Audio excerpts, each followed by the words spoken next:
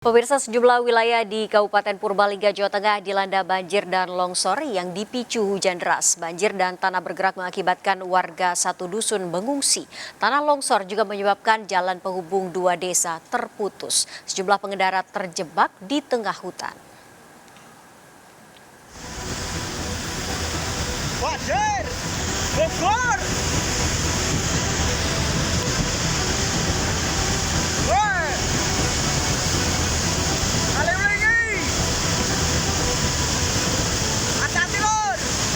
Sejumlah sungai di Kabupaten Purbalingga, Jawa Tengah meluap dan menyapu seluruh bangunan di pinggir sungai. Intensitas hujan yang tinggi di wilayah Purbalingga sejak Selasa siang hingga sore hari menyebabkan debit air Sungai Klawing dan Sungai Patrawisa melonjak. Derasnya arus sungai juga menerjang dan merendam sejumlah bangunan di beberapa objek wisata. Ketinggian air bahkan mencapai lebih dari 1 meter merendam jalanan penghubung desa.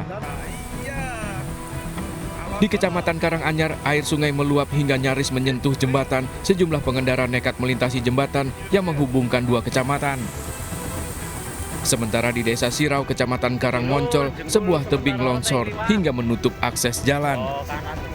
Akibatnya banyak pengendara terjebak di tengah hutan saat dalam perjalanan. Telah terjadi bencana tanah longsor di Jalan Kramat Sirau, tepatnya di hutan Siregol.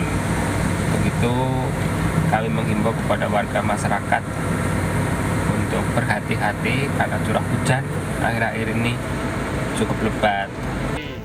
Longsor juga melanda di wilayah Siwara Karangreja. Warga satu dusun sebanyak 177 jiwa terpaksa mengungsi ke sejumlah tempat akibat rumah mereka terdampak longsor.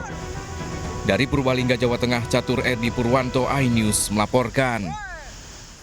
Sebuah lokasi wisata air di Kabupaten Purbalingga, Jawa Tengah diterjang banjir bandang. Banjir yang menerjang wisata air terjadi akibat sungai tertimbun bukit longsor.